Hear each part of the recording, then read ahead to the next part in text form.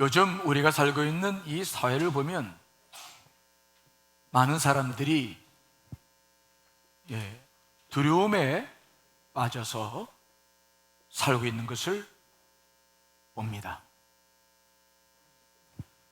분명히 과거보다는 잘 살고 있고 그 어느 때보다도 우리는 국가 형편이 제일 좋은 시대를 살고 있죠. 하지만 많은 사람들이 두려움에 사로잡혀 있어요. 청년들은 대학을 다녀도 미래가 보장되지 않아서 두려워합니다. 결혼도 못하는 이들이 자꾸 늘어가죠. 30대, 40대들도 직장에 다니지만 언제 퇴출될지 몰라 전전긍긍하는 분들이 많이 있어요. 50대, 60대만 돼도 혹시 암에 걸리지 않을까, 내 노후생은 어떻게 될까, 그저 그냥 근심 걱정으로 가득 차 있는 분들 많이 만납니다. 또 70세 이상 되시는 우리 어르신들도 보면은 늘 두려움과 걱정이 많아요. 여러분은 좀 어떠신가요? 여러분도 요즘 많이 인생 사는 게 두렵습니까? 두려움 때문에 정말 어려움을 겪고 있나요? 우리가 인생을 행복하게 살려면 우선 이 두려움으로부터 해방되어야 될 줄 믿습니다. 두려움은 아무것도 못해요. 제가 새벽에 새벽 예배를 마치고 요즘 이제 월요일부터 목요일까지 탁구를 치는데, 탁구를 쳐보니까 탁구를 잘 치는 분들이 굉장히 많더라고요. 근데 늘 탁구를 치다 보면 나보다 잘 친 사람하고 치다 보면 내가 두려워 질까봐. 그 신기하더라고요. 그래서 제가 가만히 탁구를 치면서 깨달은 게 있습니다. 그까지 지면 어떻고 이기면 어때? 그렇죠? 그래요, 안 그래요? 운동하려고 하는 건데, 지면 어떻고 이기면 어때? 왜 두려워해, 그까짓 거? 내가 운동하려고 하는 건데. 그래가지고 승부욕을 탁 내려놓으니까 두려움이 사라져, 두려움이. 누구랑 치든 괜찮아. 재밌게 치면 돼. 지면 지고 이기면 이기는 거지, 뭐. 그러고 두려움을 내려놓으니까요, 탁구가 재밌어지는 거야. 이게 정말 너무 행복한 거예요. 여러분, 우리 인생도 그래요. 우리가 가장 먼저 해야 할 일은 뭐냐면 두려움을 내려놓아야 돼요. 이걸 내려놓지 못하면 인생 사는 게 너무 힘들어요. 우리는 특별히 예수 그리스도를 믿고 하나님의 능력 속에 살고 있다고 고백하는 사람들이죠. 왜 우리가 자꾸 두려워해야 합니까? 여러분, 오늘 설교를 듣고 두려움에서부터 해방되시기를 간절히 축원합니다. 두려움에서 벗어나야 돼요. 오늘 저는 이 성령의 역사, 에스더와 함께하는 성령의 역사를 볼 텐데, 이 성령의 역사가 굉장히 중요한 일입니다만은 두려움 속에서는 역사하지 않아요. 두려워하는 사람들에게는 역사하지 않아요. 오늘 우리는 에스더의 기도를 보면서 우리가 그 문제를 좀 해결해 보려고 그래요. 에스더가 하나님께 기도를 하게 된 동기는 자기 민족의 큰 위기 때문에 시작되었어요. 그는 남유다가 멸망했을 때 포로로 사로잡혀 왔던 사람의 자녀였어요. 그런데 그가 바사 제국의 왕후가 되었어요. 놀라운 일이었죠. 근데 그가 바사 제국의 왕후가 된 지 얼마 안 돼서 큰 문제가 생겼는데, 그 문제는 뭐냐면 그 제국의 2인자 하만이라는 사람과 자기가 친아버지처럼 모시는 모르드게와의 갈등으로부터 자기 유대민족 전체가 목숨을 잃을 수밖에 없는 일이 생긴 거예요. 하만은 제2인자였기 때문에 왕의 명령에 따라서 그가 행차를 하면 모든 사람들이 다 고개 숙여서 절을 해야 돼요. 그런데 그 모든 신하와 백성들은 그래서 하만만 납시면 그냥 다 절을 하는데, 모르드게는 고개를 뻣뻣이 세우고 쳐다보는 거예요. 모르드게만 절을 하지 않아요. 왜? 그 하만은 아각 사람이었어요. 아멜렉 족속. 하나님께서 멸망시키라고 사울에게 했었는데 사울이 살려주었었죠. 그 후손들입니다. 그래서 하나님의 말씀에 따라서 살았던 모르드게는 절하지 않았어요. 그러니까 하만이 그 모습을 보자마자 기분이 안 좋은 거야. 다 좋은데 저놈만 보면 기분이 나쁜 거야. 그래가지고 그 모르드게를 알아보니까 그 모르드게가 유대인이니까 하만은 아각 사람이 잘 됐다, 민족적 감정이 일어나가지고 왕에게 허락을 받아가지고 한 달 후 12달째 그 아달월 13일 하루에 유대인들이란 족속은 다 죽여라. 젊은이든 늙은이든 어린이든 여인들이든 다 죽여라. 그 왕의 어인을 받아가지고 그 넓은 제국의 각 지방에 다 조서를 붙인 거예요. 이제 한 달 후면은 유대인들이 다 죽게 되었어.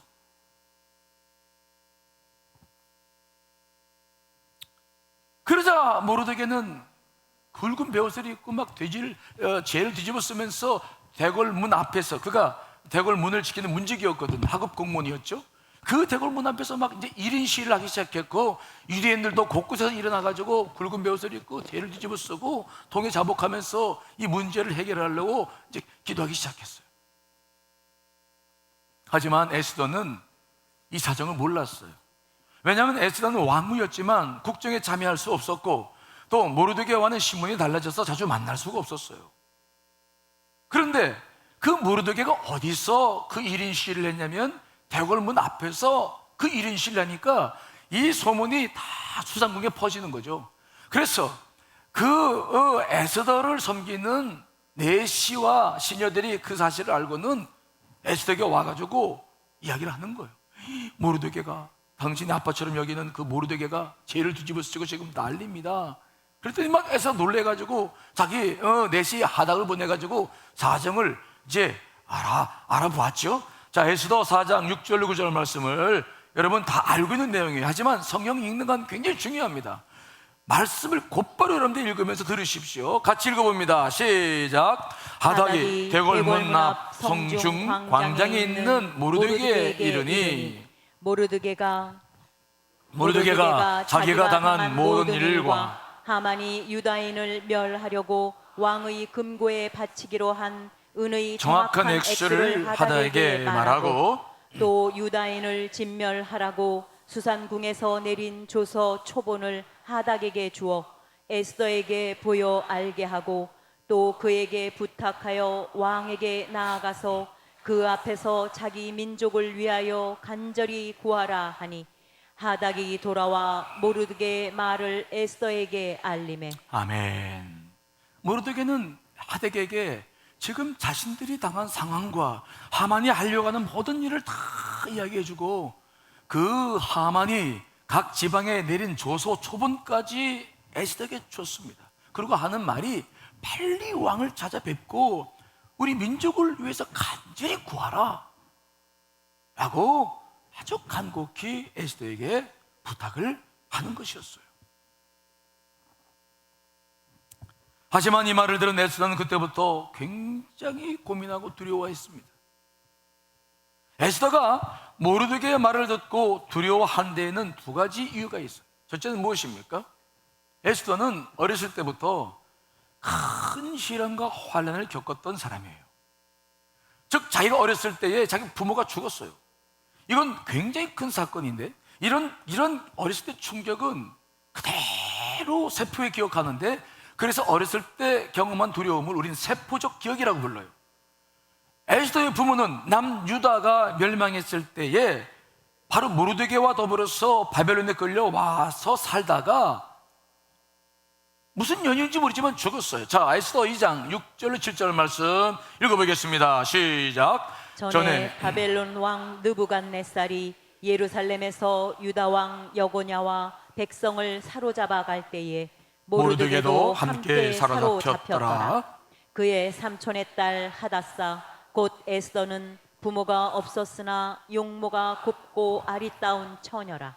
그의 부모가 죽은 후에 모르드게가 자기 딸같이 양육하더라. 즉 모르드게와 그 에스더의 부모와 함께 다 같이 바벨론에 와서 살았는데, 언젠가 무슨 사건 때문인지 모르지만 에스더의 부모가 다 죽었어요. 여러분, 어렸을 때 부모가 죽는다. 이거는 굉장히 큰 사건이에요. 에스더는 물론 모르드게로부터 많은 사랑을 받고 진딸처럼 살았지만, 그러나 그 세포적 기억을 그는 잊을 수 없습니다. 죽음의 공포는 인간에게 가장 큰 두려움이에요. 아무리 나이가 어린 아이라 할지라도, 그 어린 나이라 할지라도 그건 쉽게 지워지지 않아요. 그래서 어렸을 때의 경험한 두려움은 우리의 머리만이 아니라 몸의 세포가 다 기억합니다. 그 두려움을 그래서 우리는 세포적 기억이라고 불러요. 여러분과 제 아내는 어렸을 때 경험했던 많은 아픔들 속에서 이미 두려움이 몸속 깊이 들어와 있어요. 여러분, 세포가 다 두려움을 기억합니다. 그래서 지금도 그 두려움이 한번 밀려오면 여러분, 머리만 이게 기억하는 게 아닙니다. 가슴과 몸 전체가 다 연결돼서 막 떨려. 이성과 감정과 모든 것이 다 마비돼. 마치 감전된 것처럼, 전기를 맞는 것처럼 찌릿한 것이 그냥 꽉 밀려와 버리면 우리는 아무것도 못해요. 이게 두려움이라는 겁니다.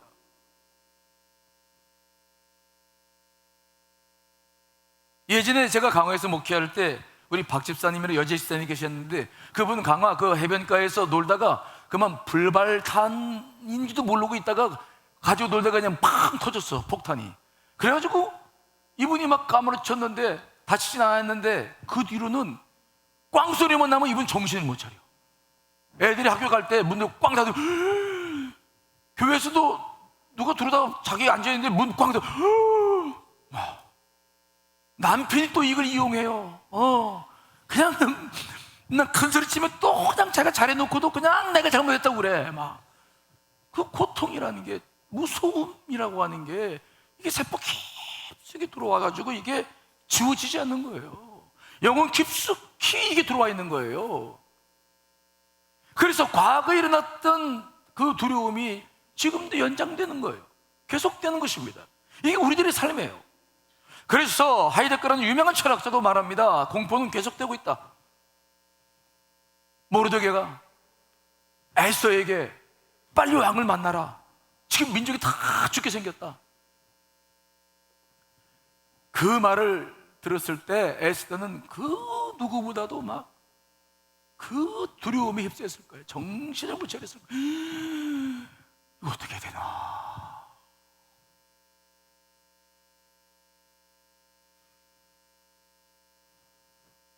특별히 이 두려움이 문제가 되는 것은, 이 두려움을 통해서 반드시 뭐가 들어오느냐면 우리에게 무력감이 찾아와요. 뭐가 찾아온다고요? 무력감이 찾아와요. 왜 그러냐? 우리가 경험한 두려움이라고 하는 것은, 우리가 어렸을 때 경험한 두려움이라고 하는 것은, 내가 아무것도 할 수 없을 때, 예를 들어서 아버지가 술을 먹고 와가지고 집안을 때려 부시고 엄마를 때리고 막 난장판을 만들 때, 그때 우리가 어린아이였다면 우리가 할 일이 무엇입니까? 아무것도 없어. 그냥 아버지 하는 것을 보면서 도망 다니거나 아니면 숨어버리는 것이 전부야. 그냥 우는 것밖에 없어요. 아무것도 할 수 없었어. 무력해. 내가 얼마나 무력한지를 경험하는 거예요. 그래서 이 두려움이라고 하는 것은 언제든지 양날개가 있는데, 두려움이 찾아오면 나는 무력해진다는 거예요. 내가 얼마나 무력한 것인가를 내 스스로가 알게 돼. 그래서 이 두려움이 찾아오면 반드시 무력감과 함께 오기 때문에 아주 고통스러운 거예요. 아무것도 못하고 뭐 할 수 있는 것조차 없을 것처럼 보여지는 거죠.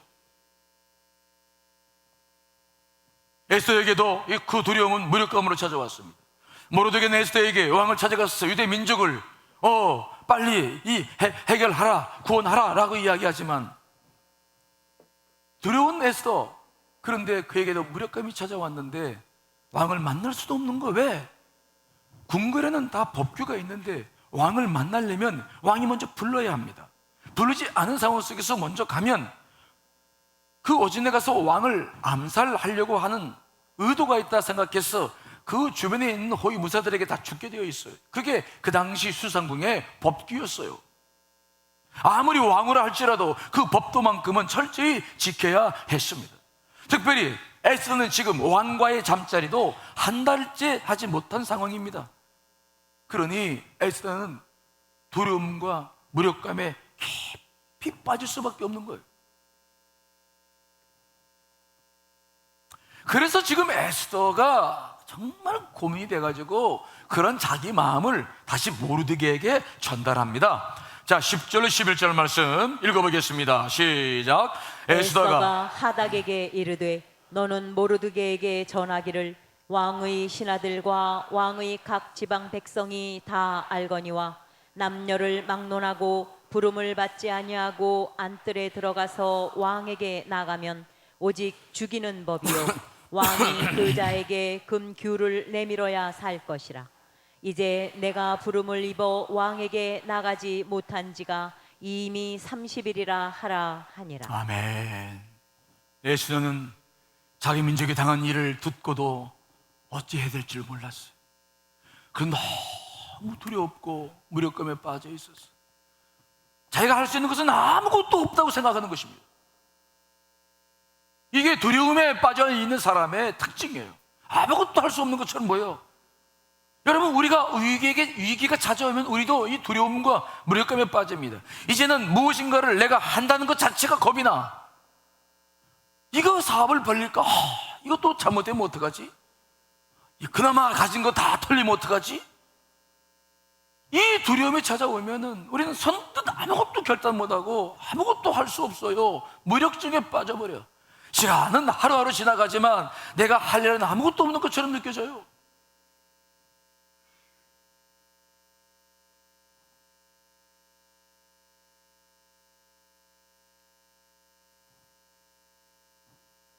우리는 이런 상황을 어떻게 극복할 수 있을까요?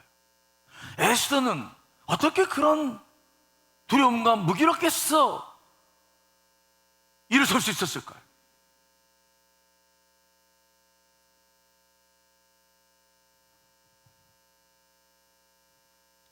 에스더가 자기 내시 하닥을 통해서 자기의 상황을 모르드게에 이야기를 했더니요, 모르드게가 어떠한 전가를 보냅니까? 모르드게는 에스더의 영혼을 깨우는 강력한 메시지를 전달하죠. 자, 13절과 14절 말씀을 읽어보겠습니다. 시작.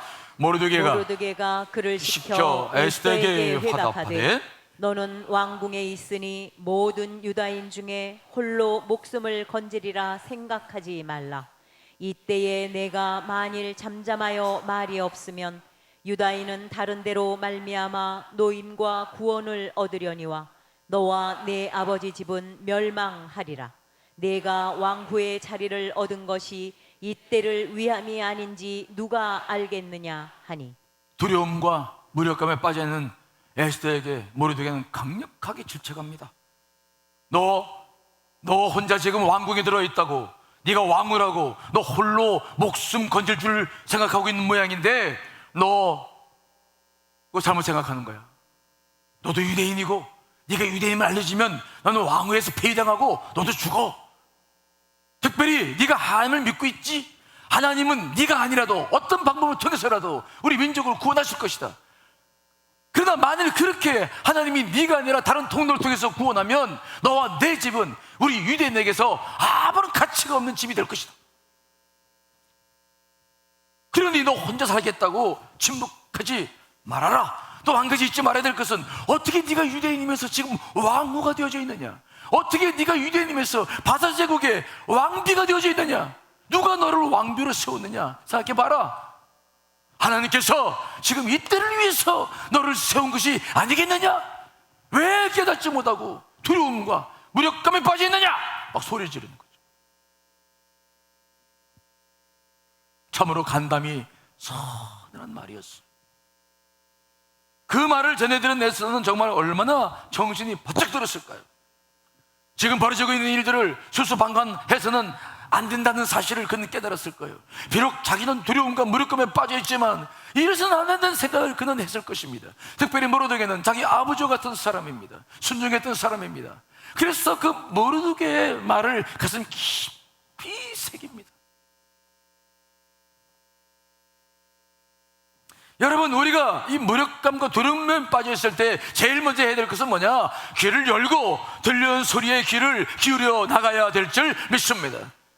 지금도 설교를 통해서 여러분들의 심령 속에 하나님께서 말씀하고 있지 않습니까? 우리는 환경으로도 다른 사람을 통해서도 설교를 통해서도 여러분 이 위기에 처했을 때 우리는 이러한 말씀에 귀를 열고 들으셔야 돼요. 무시하면 안 돼요. 다윗이 자기 아들 압살롬에게 쫓겨 예루살렘 성을 떠날 때였죠. 사울의 가문인 베냐민 출신 시므이가 쫓아와서 돌을 던지면서 피를 흘린 자여 사악한 자여 가거라 가거라 하면서 다윗을 저주하기 시작했어.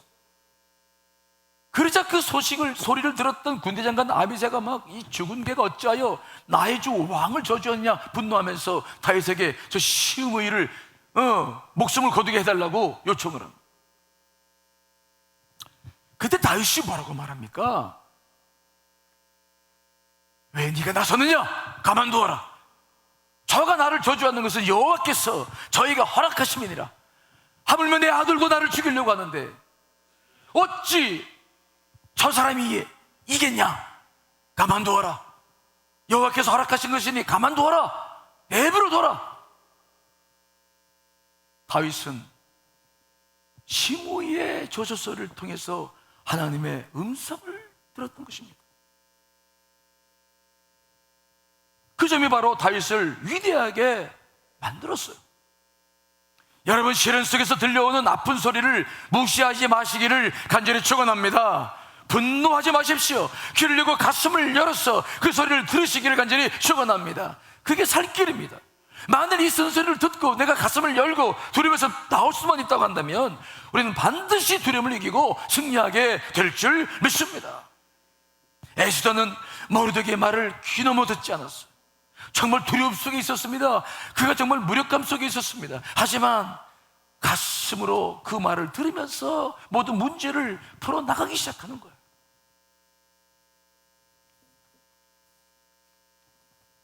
그렇게 에스더가 그 모르드게의 강한 질책을 가슴으로 받았을 때 그는 어떻게 두려움과 무력감에서 빠져나올 생각을 했을까요? 그 말을 들었다 해서 갑자기 막 일어서는 것이 아니라 그는 여전히 두려웠습니다. 무력했습니다. 그런데 어떻게 그 이야기를 듣고 무엇을 했기 때문에 여러분 그가 두려움에서 빠져나올 수 있었습니까? 그것은 바로 기도였죠. 자, 15절 17절 말씀 읽어보겠습니다. 시작. 에스더가 모르드게에게 회답하여 이르되 당신은 가서 수산에 있는 유다인을 다 모으고 나를 위하여 금식하되 밤낮 3일을 먹지도 말고 마시지도 마소서.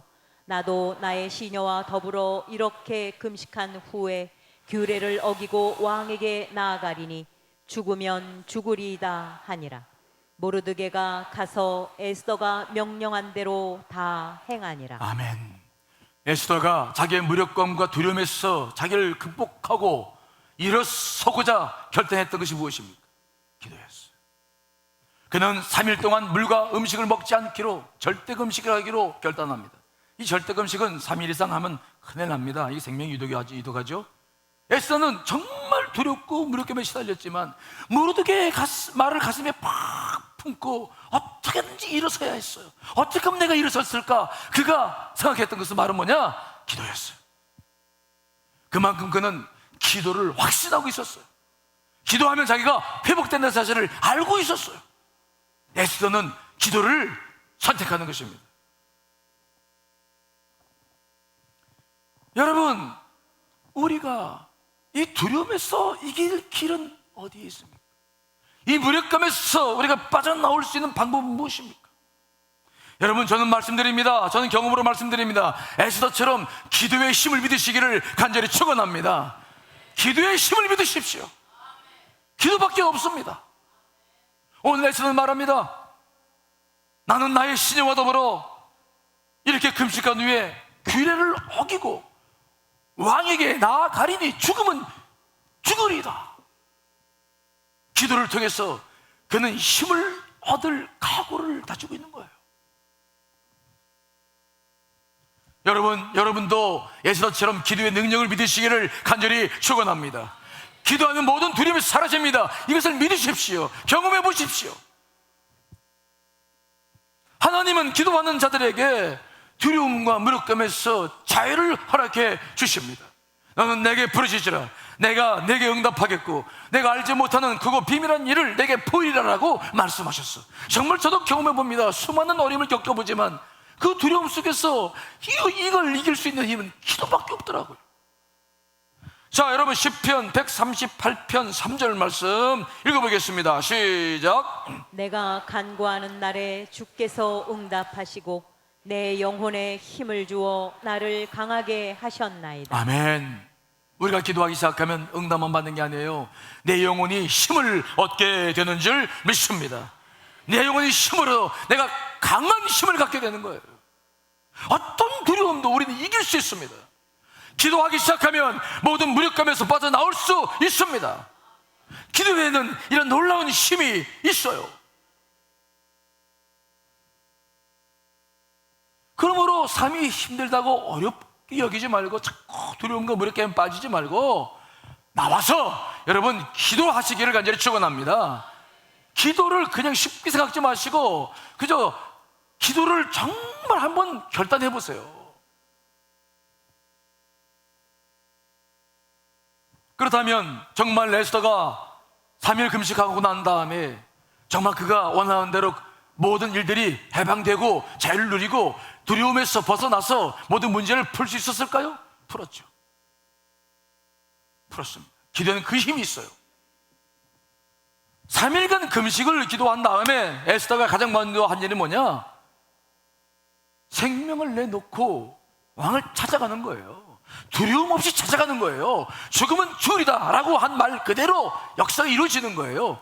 자, 에스더 5장 1절로 2절 말씀이죠. 읽어보겠습니다. 시작. 제3일에 에스더가 왕후의 예복을 입고 왕궁 안뜰 곧 어전 맞은편에 서니 왕이 어전에서 전문을 대하여 왕좌에 앉았다가 왕후 에스더가 뜰에 선 것을 본즉 매우 사랑스러움으로 손에 잡았던 금규를 그에게 내미니 에스더가 가까이 가서 금규 끝을 만진지라. 아멘. 에스더를 보십시오. 지금은 두려움이 있습니까? 기도하기 전에는 두려움 속에서 모르드게에게 사정을 얘기했던 사람인데 지금 기도한 후에 지금 에스더에게서 두려움을 볼 수 있습니까? 에스더는 왕의 예복을 다 갖춰 입습니다. 자기의 결연한 의지를 보이는 거예요. 두렵지 않아요. 죽어도 좋은 거예요. 죽음을 두려워하지 않는 것처럼 무서운 게 어디 있습니까? 예복을 다 갖춰 입고 왕궁 안뜰 곧 어전 맞은편까지 걸어갑니다. 왕의 호위무사들이 왕후가 나타나니까 왕이 허락없이 나타나니까 긴장하며 지금 긴장하면서 그를 주시하고 있어. 하지만 에스더는 하나 긴장하지 않아요. 담대하게 어전을 향해 나아갑니다. 기도하기 전과는 너무 다른 모습을 보는 거예요.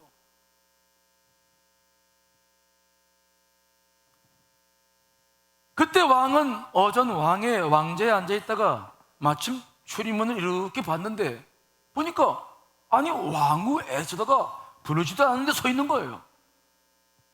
그 법규에 의하면 그건 죽은 목숨이죠.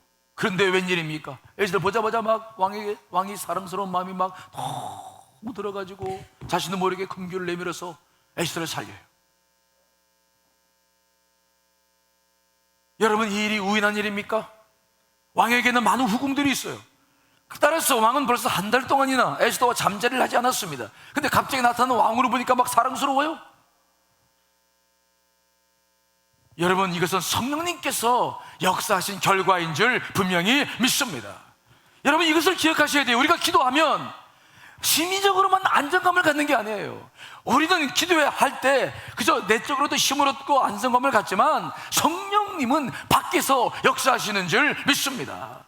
이게 기도의 힘인 거예요. 그저 기도하면 마음으로만 심리적으로 그냥 안정감을 갖는다, 전만해요. 그럼 누가 기도합니까?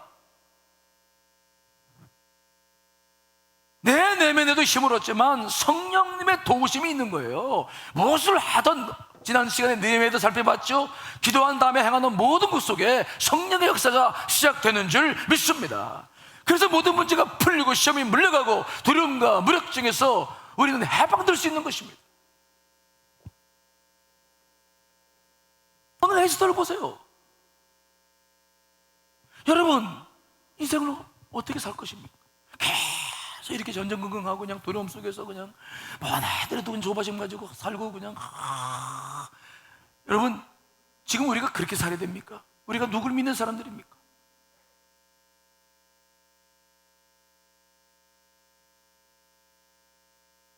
특별히 이 기도라고 하는 것을 여러분들이 잘 이해하셔야 되는데, 이 기도라고 하는 것은 사람들과 대화가 달라요. 사람들과 대화하는 것은 그냥 대화하는 거지 아무런 변화가 없어요. 근데 기도라고 하는 것은 뭐냐? 사람이 아니라 영이신 하나님과 대화하는 줄 믿습니다. 그래서 이 기도라고 하는 것은 영적 세계를 체험해 들어가는 길이에요. 그렇기 때문에 어떤 일이 벌어지냐면 반드시, 이건 반드시입니다. 제가 경험했기 때문에 반드시입니다. 어떤 일이 벌어지냐면은 지혜가 따라온다. 하늘의 지혜가 따라합시다. 기도하면 지혜의 문이 열린다. 영이신 그분과 대화합니다. 보이지 않는 그분과 대화합니다. 모든 걸 만드신 그분과 대화합니다. 때문에 반드시 지혜가 열리게 되어 있어요. 이게 기도하면서 경험하는 놀라운 일입니다.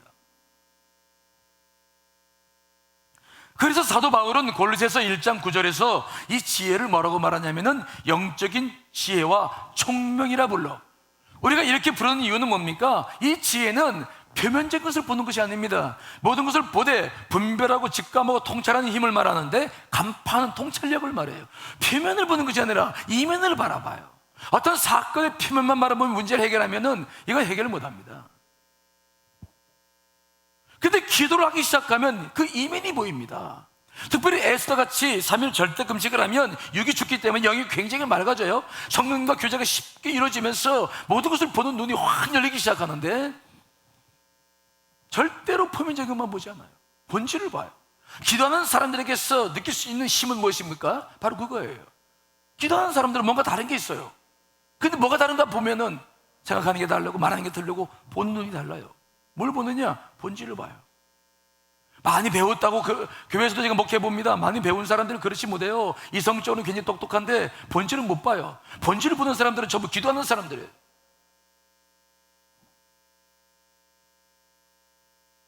에스더에게 그런 지혜가 따라오죠.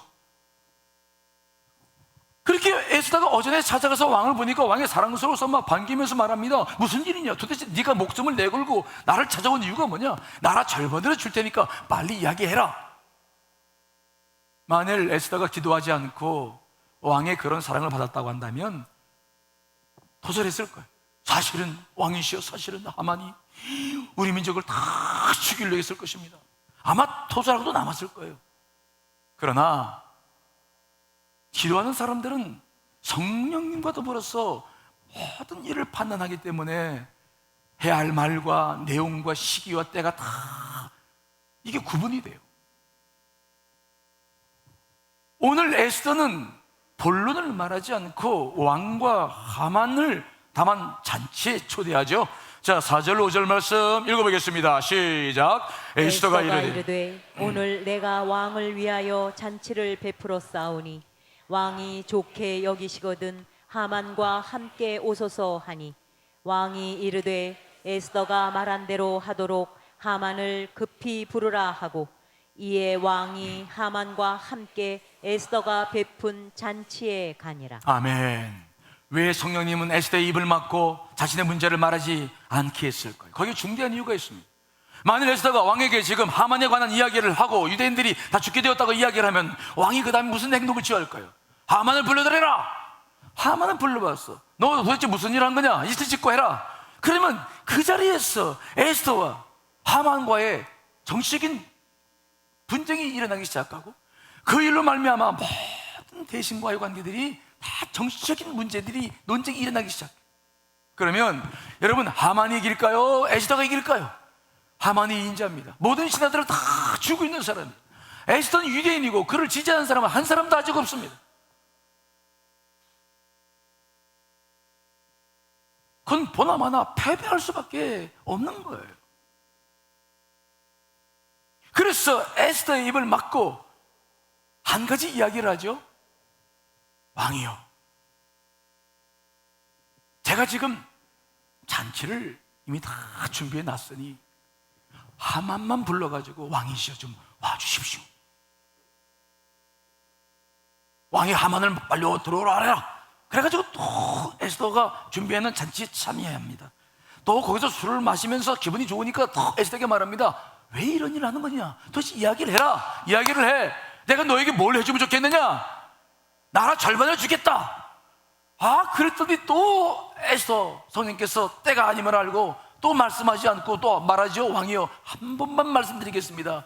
내일 내가 잔치를 베풀할 텐데 한 번만 더 하만하고 와주십시오. 성령께서 일하실 수 있는 기회를 드리고 때와 모든 걸 분별하는 에스더를 바라봐요. 그 다음날 우리가 에스더를 잘 알고 있죠. 하만에게서 일어난 일들과 모든 것들이 궁금하신 분들 성경 읽어보세요. 기도하며 지혜를 받는 사람들이 이뤄가고 있는 일들을 보십시오. 놀라운 역사를 통해서 단번에 하만이 만들어내는 모든 문제를 해결하는 역사를 에스더에서 우리는 공부할 수 있어요. 배울 수 있어요. 이 모든 역사들이 무엇을 통해서 이루어지느냐? 여러분, 기도를 통해서 이루어진 일인 줄 믿습니다. 우리는 기도할 수 있어요. 우리는 기도하는 사람들입니다.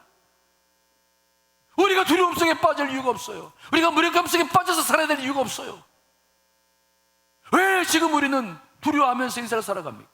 왜 기도할 수 있는데 왜 우리는 그 기회를 다 놓치고 살아가는 것입니까?